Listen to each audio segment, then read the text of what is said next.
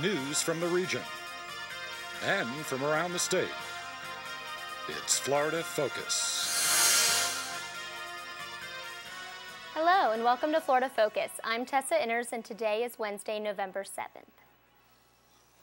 A Palm Harbor woman was hit by a school bus carrying elementary children. The woman ran a stop sign yesterday, turning into the path of the bus. No one on the bus was injured. The driver was treated for minor injuries. A 10th grader was arrested after an unloaded gun was found in his book bag. The Blake High School student was searched after another student reported feeling he was the target of an assault. The arrested student was charged with possession of a firearm on school grounds. A clerk was held at gunpoint at a Busch Blvd Family Dollar store. Two men entered the store at 9:15 last night. While one held the gun, the other grabbed the register. The suspects are still at large. Governor Rick Scott is explaining his stance against tuition hikes. He recently vetoed a bill that would raise tuition for 2 state universities. Scott created a task force to avoid tuition hikes.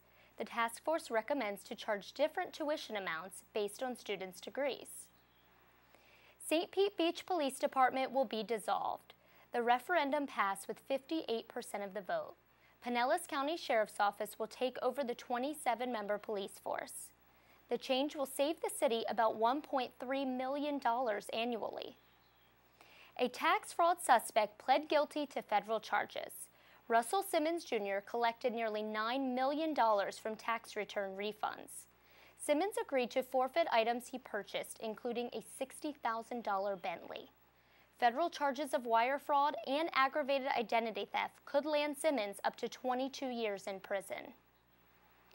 The battle over land along South Dale Mabry continues. A 10-acre zoning proposal for a new Carrollwood Walmart was issued yesterday. Residents in the area say they prefer retail and office spaces instead of the superstore. The Hillsborough County Commission will decide by December 11th. And a not-so-high honor for Buccaneers head coach Greg Schiano.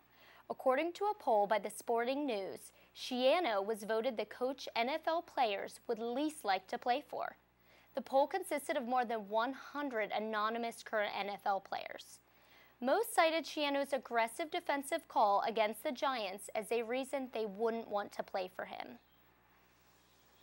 That's all that we have for this evening. Thank you for watching Florida Focus, and we'll see you tomorrow.